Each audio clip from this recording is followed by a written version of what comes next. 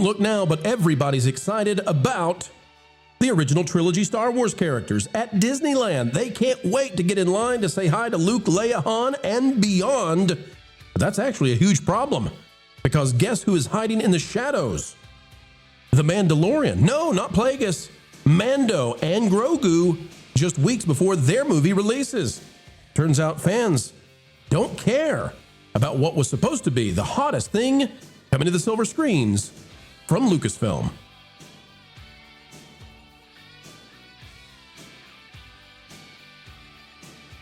Ladies and gents, welcome back. Yet again, another video of excellence on the way as we get ready to talk about something really, really important. And that is, it looks like the Favreau-Filoni stuff, well, fans may have already had enough of it, and the evidence, the proof of the pudding, if you will, can be found at Disneyland and Disney World. Click the like button. We'll explain videos on the way. The poor Mandalorian is being overshadowed by the original trilogy characters in one of the strangest snafus when it comes to PR we've seen in a while. This is out of Geeks and Gamers. It's by Jessica Lindstrom. Folks, get over there and bookmark geeksandgamers.com. You should do it. Crowds are low in Galaxy's Edge, 2 weeks out from the Mandalorian and Grogu premiere. What's it say? Well, looky here. One would assume that with the release of the upcoming Star Wars film, The Mandalorian and Grogu, there would be more buzz about Star Wars as a brand, that it would be the talk of the town. Not only would the theme parks be teeming with all things related to the film, but more people will be excited to visit Galaxy's Edge and get even more pumped. Get more pumped for the new Star Wars movie. However, that does not seem to be the case. Our good friend Jay, Drunk 3PO, visited this section of Hollywood Studios Orlando to see for himself what Galaxy's Edge looks like mere weeks before the premiere of The Mandalorian Grogu. It says, take a look at this park hopping video. Jay, show us what's it like these days in Hollywood Studios with Mando. Thanks for joining with me on this Wednesday. You're welcome, Jay. We're happy to be here. April 22nd. Now.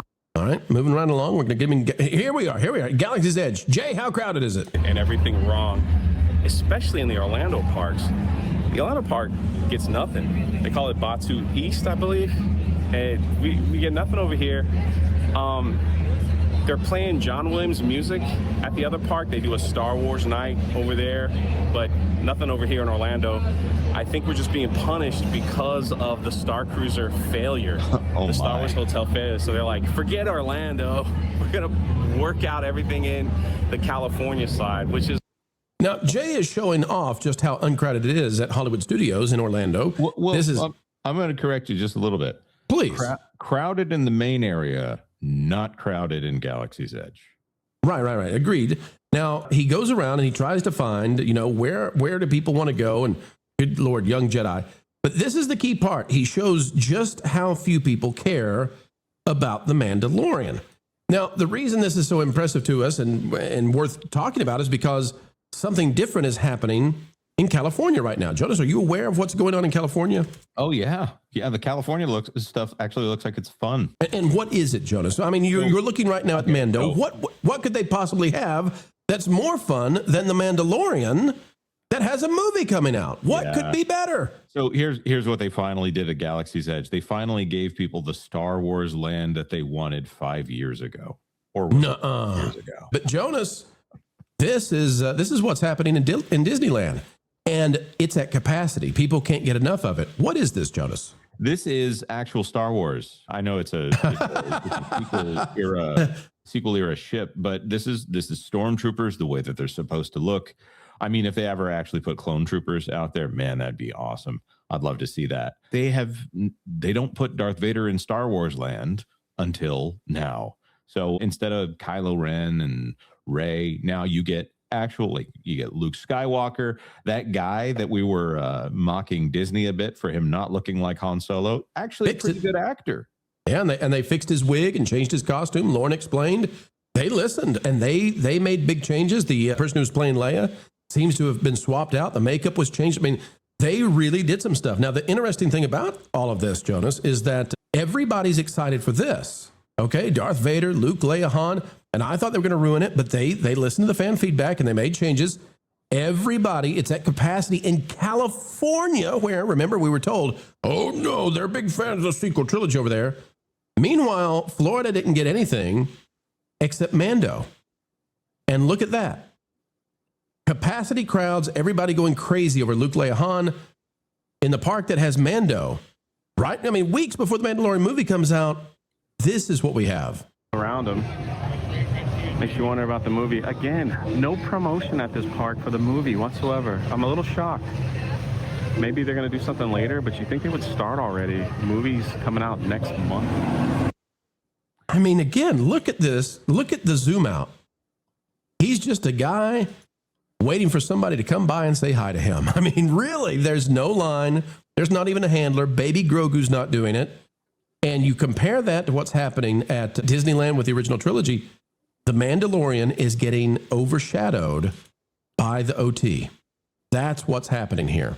Go ahead, Jonas.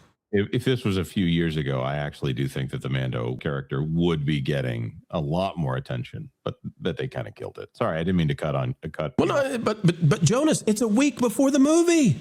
Right. Three weeks from this live stream, this recording right here, this movie comes out. And I'm just going to say this. Our good friend Jeremy Griggs has a longer line when he walks through Disney. Oh, absolutely. Absolutely. Or Universal or anywhere else he goes. Let me go to Culture now. Culture, your thoughts on, the fact that this is not going. Hey, easy now, Han. Don't talk that loudly. Your thoughts on the fact that people are going crazy. They're going gaga over the original trilogy characters. Nobody cares about Mando right now. Did Disney make a mistake? Should they have held this off until the summer? I think this is a... and look at the improvement. Look at the improvement at Han and Leia versus what the promos were. Oh my gosh. Yeah, they got mocked roundly for that. But no, I think this is just the actual verifiable proof that Kathleen Kennedy's era was incredibly destructive, and you always reap what you sow.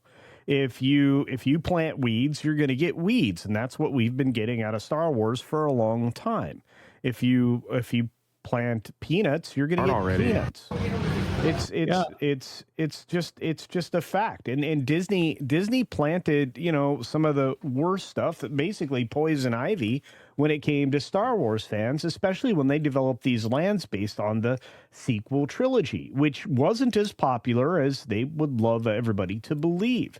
And again, if you take a look at this land, and believe me, I have many a time, it doesn't feel Star Wars. It feels like walking through a market area, somewhere in a desert climate. It's uncomfortable, not just in Florida, but during the summer in California, it's also uncomfortable. There's no shaded areas. None of this was built for true Star Wars fans. This doesn't have the feeling of an outcast settlement. It just doesn't.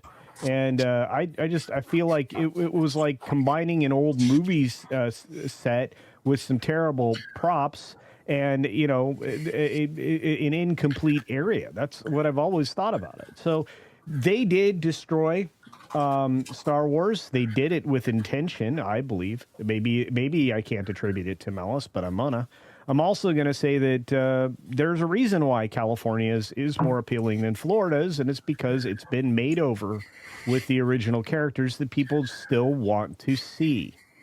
You cannot destroy your foundation and still have a standing building. Right. Well, I'm just going to say that it looks like to me this is proof positive. The Mandalorian cannot. It just simply cannot carry the land. This is going to have to be carried by the original trilogy. They're going to have to bring the original characters, the George Lucas version of stuff, to the theme parks, and they got to give up. If the Mandalorian can't drive crowds weeks before his movie comes out, that's it. Luke, Leia, Han, Darth Vader, Yoda forever. R2-D2, C-3PO, get them out there and go. Sequel trilogy is nothing, and the Filoni stuff, the Filoni-verse, cannot carry enough for them to care. This has to go. This financially must become both parks, both coasts running the original OT characters. Wiz, I'll give you a say on this one if you'd like. Yes. This is a crazy situation. Do I sound good? You sound great. We love you. I sound great. Good. All right. So this is crazy. I mean, even just looking at this image, I've been there. We've all been there to some extent. And in the past, this place is packed. There is no excitement for Star Wars. We have a Star Wars television show is airing right now It's not even charting. It's not doing well, and it's featuring a character that's not a Disney character. It's featuring a legacy character as the premiere. We've got the characters at their reveals were a little weak. You know, that having Han, Luke, and Leia. You know, the reveal trailer that they did. It seems like, yeah, even with that, it's not going to be enough. It's just not going to be enough. And I think after we see you think it's not sustainable because Wiz, it's at capacity at Disneyland. You don't think that's sustainable if Star Wars is also not strong. Like it's not enough to keep the OT characters out there month after month after month. You think the crowds will dissipate? I think the crowds will dissipate. Yeah, that is it's not going. This is a phenomenon, right? So there's this big push to go see it now from a very small group of fans, but I don't think it's going to work in the long run at all because Star Wars is a brand that is bleeding out. There is still the handful of people, you know, that we see the buckets of fans that would want to go and see Han, Luke, and Leia and take pictures with Darth. But I would also wager that those people have annual passes. Those people are already the Disney going types. These people aren't flying in from Europe necessarily to see Han, Luke, and Leia. They're not flying from across the country. They're not there's no pilgrimage here.